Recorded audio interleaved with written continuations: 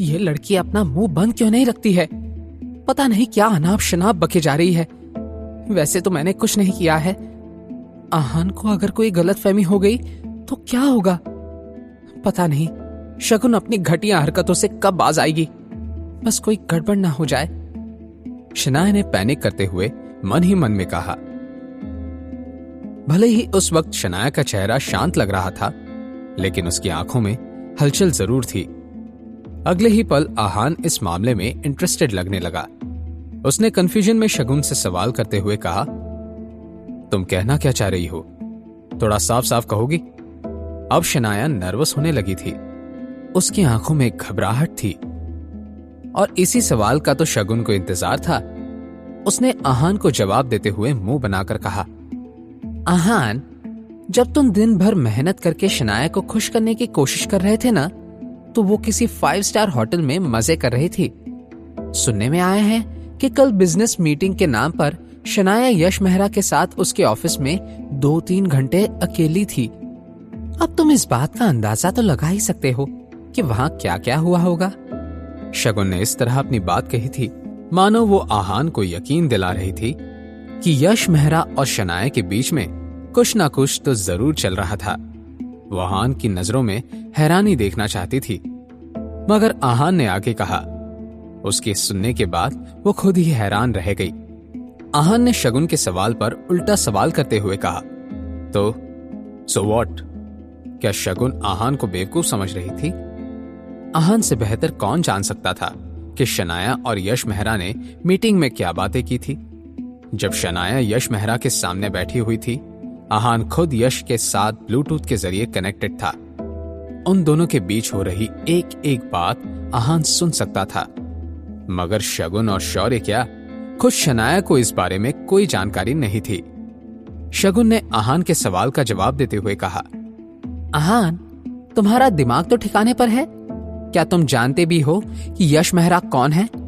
वो हैंडसम है, अमीर है और शनाया भी कुछ कम खूबसूरत नहीं है। अगर वो दोनों अकेले किसी कमरे में हैं, तो क्या ये पॉसिबल नहीं है कि उन दोनों के बीच कुछ हुआ नहीं होगा? तुम्हें क्या लग रहा है कि वो दोनों साथ में बैठकर फिल्में डिस्कस कर रहे होंगे? आहान को ये सब सुनकर अपनी हंसी कंट्रोल करना मुश्किल लग रहा था। यश मेहरा, वो हैंडसम और अमीर आदमी, उसके काम करता था और शगुन उसे यश मेहरा का नाम लेकर इनसिक्योर करने की कोशिश कर रही थी। आहान ने भी थोड़ा मजा लेने का सोचा और शगुन के सवाल पर जवाब में बोला, हाँ, शनाया ने मुझे बताया कि वो दोनों असल में कोई फिल्म डिस्कस कर रहे थे। आहान के इस जवाब को सुनने के आड़ शनाया खिलखिलाकर हंसने लगी। वो समझ गई मैं शुरुआत से लेकर अब तक आहान बस नाटक कर रहा था। असल में वो तो बस शगुन को चिढ़ाना चाहता था। पहले तो शनाया को थोड़ी फिक्र हो रही थी, मगर आहान, उसे अपनी वाइफ पर पूरा यकीन था। शगुन ने चिढ़कर आहान से कहा, क्या तुम्हें समझ नहीं आ रहा है कि शनाया ने तुम्हें धोखा दिया है? आहान ने इस बात पर केयरलेस लगते हुए कहा, नहीं तो, मुझे शनाया से कोई प्रॉब्लम नहीं है। इस पॉइंट पर शगुन की बोलती बंद हो गई, मगर ऐसे ही मौके पर तो शौर्य अपने कजिन का साथ देता था। अब तक हो रहे शगुन और आहान के कॉन्वर्सेशन को उसने खामोशी से सुना, लेकिन अब वो बीच में बोल पड़ा, प्रॉब्लम होगा भी तो तुम क्या कर सकते हो आहान? तुम एक निकम्मे घर जमाई हो जो शनाया का हस्बैंड कम उसका पालतू ज्यादा हो। शनाया ने तुम्हें एक परफेक्ट पैकेज समझा है। तुम उसके ड्राइवर हो, शेफ हो, घर का काम करने वाले नौकर हो, और इन सब कामों से तुम्हें फुर्सत मिलती है तो पार्ट टाइम पति हो। ये कहते हुए शौर्य आहान को इस तरह घूर रहा था मानो किसी कचरे के डिब्बे को देख रहा हो। वैसे तो हर बार आहान शनाया के फैमिली मेंबर्स की बातें चुपचाप सुन लेता था, मगर शनाया को जो लोग अच्छे नहीं लगते थे, आहान उन्हें क्यों झेलता? इसलिए आहान ने शौर्य की बात पर नॉर्मल रिएक्ट करते हुए कहा, शौर्य, मैंने सुना कि कल तुम्हें बहुत मार पड़ी, क्या अब तुम ठीक हो? आहान का ये सवाल शौर्य के ताजे जख्म पर नमक का काम कर रहा था। कल की जिल्लत शौर्य जिंदगी भर के लिए नहीं भूल सकता था। उसने आहान से इरिटेट होते हुए कहा, मार पड़ी? इस सब का तुमसे क्या लेना देना है? तुम अपनी बीवी को कंट्रोल में रखो। वो बाहर गुलछर्रे उड़ा रही है। शौर्य की बात से आहान को कोई फर्क नहीं पड़ा और उसने फिर से सवाल करते हुए कहा, मैं शनाया का ध्यान रखूंगा, मगर तुम भी अपना ख्याल रखो। मैंने सुना कि तुम्हें बहुत जोर से मारा था, क्या वो लोग बहुत हट्टे कट्टे थे? आहान के इस सवाल से शौर्य की बोलती ही बंद हो गई। कुछ देर की कश्मकश के बाद शौर्य ने कहा, शनाया का अफेयर है, क्या इस बात से तुम्हें कोई फर्क नहीं पड़ रहा?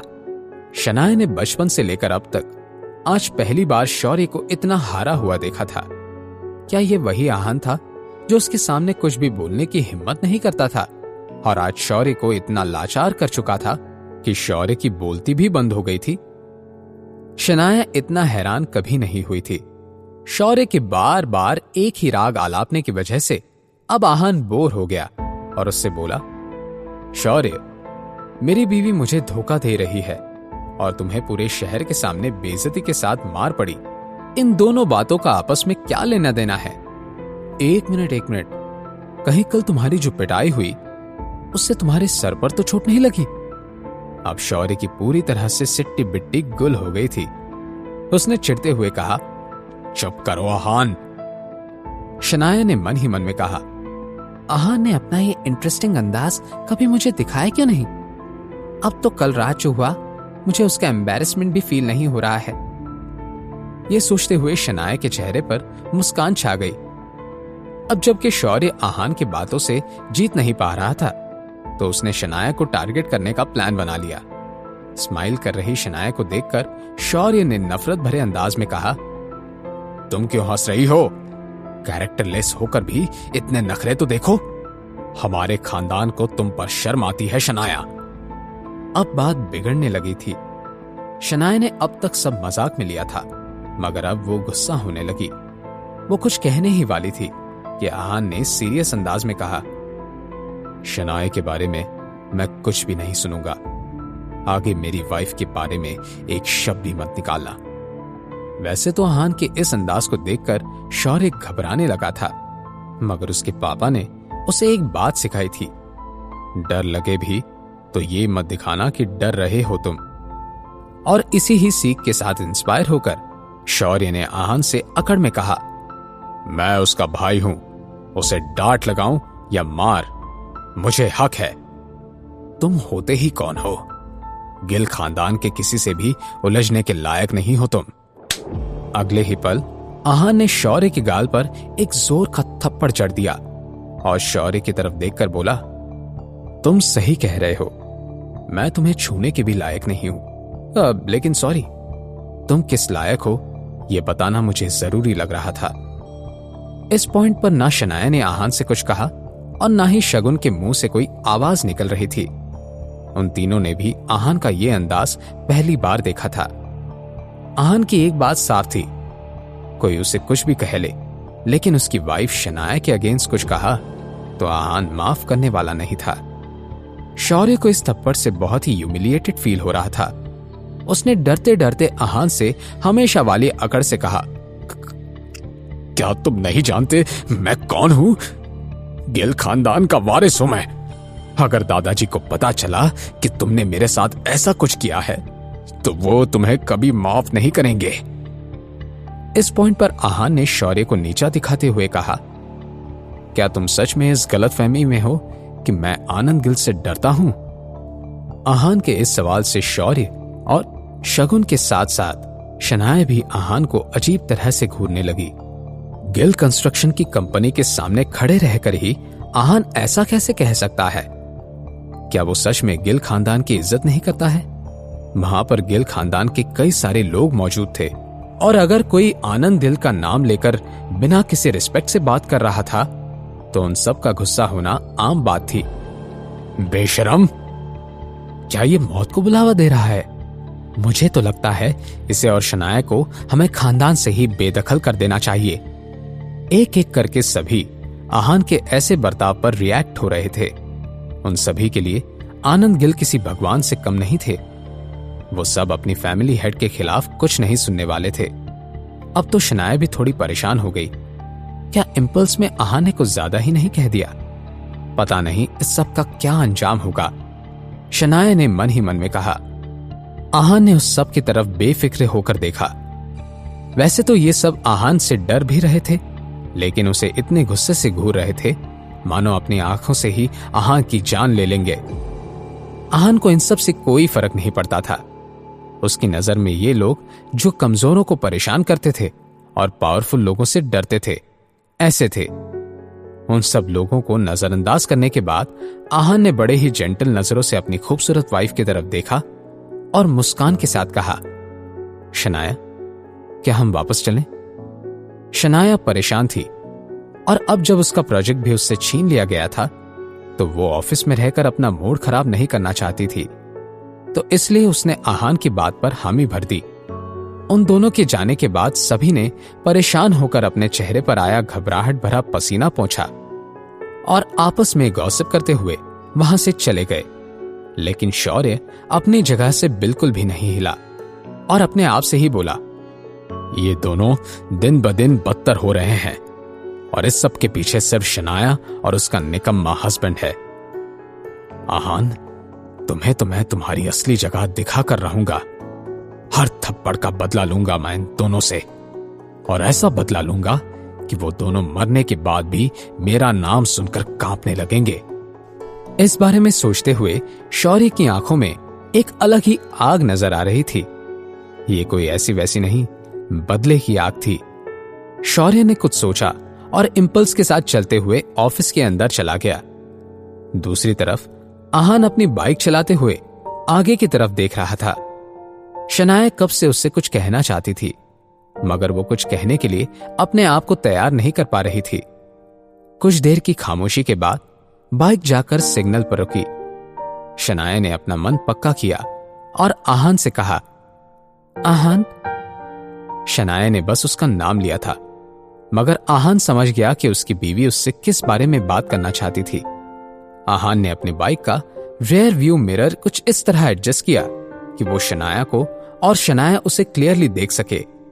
आहान ने मिरर के थ्रू शनाया को देखा और बोला, शनाया, क्या आपको मुझ पर यकीन है? Do you trust me? यह सवाल सुनकर शनाया को एकदम से याद आया कि कुछ दिनों पहले स्प्रिंग कॉर्पोरेशन की डील के वक्त आहान ने उसे यही सवाल किया था। शनाया इस सवाल के पीछे की वजह तो नहीं समझ पाई, मगर उसने बहुत ही ईमानदारी के साथ आहान की आंखों में देखा और बोली, हां है। यह सुनते ही आहान के चेहरे पर एक प्यारी सी स्माइल आ गई, जिसे देखकर शनाया भी मुस्कुराने लगी। आहान ने शनाया की आंखों में झांकते हुए कहा, तो फिर मैं तुमसे एक वादा करता हूं, तुम्हारे दादाजी खुद तुम्हें स्प्रिंग कॉर्पोरेशन वाला प्रोजेक्ट वापस करेंगे। I promise. यह सुनकर शनाया सरप्राइज थी। ऐसा होना नेक्स्ट टू इम्पॉसिबल बात थी। आनंद गिल हमेशा अपने डिसीजन सोच समझ कर लेते थे और उन डिसीजंस को बदलना उन्हें कमजोरी का निशान लगता था। शनाया अपने दादाजी को बहुत अच्छी तरह से जानती थी, इसीलिए आहान का यह वादा उसे थोड़ा अजीब लग रहा था। मगर फिर भी एक बार फिर से शनाया आहान पर यकीन करना चाहती थी। सिग्नल के ग्रीन होते ही आहान ने फिर से बाइक शुरू कर दी और दोनों अपने घर की तरफ निकल गए। दूसरी तरफ किसी बड़े से बार में शौर्य ने बार के किसी प्राइवेट रूम के दरवाजे पर नॉक किया। अंदर से दरवाजा खोलकर कुछ लोगों ने उसे देखा और बोले, गिल साहब, आप आज कैसे क्या आना हुआ? शौर्य ने बहुत ही नरमी से पेश आते हुए कहा, मुझे विकी भाई से कुछ काम है, नया मिशन है समझ लो। यह सुनते ही उन लोगों ने शौर्य को अंदर आने को कहा। अंदर जाकर बैठने के बाद वो किसी हट्टे कट्टे आदमी ने शौर्य के सामने बियर लाकर रख दी और बोला, भाई आ रहे हैं, आप थोड़ा इंतजार कर लो। शौर्य ने हामी भर दी और बियर का एक घूंट ले लिया। आज तो शराब पीते हुए उसे हर वो थप्पड़ याद आ रहा था जो उसने पिछले 48 घंटों में खाया था।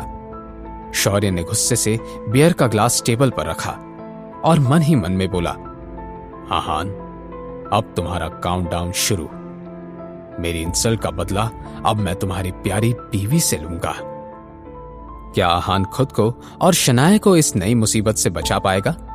जानने के लिए सुनते रहिए पॉकेट FM।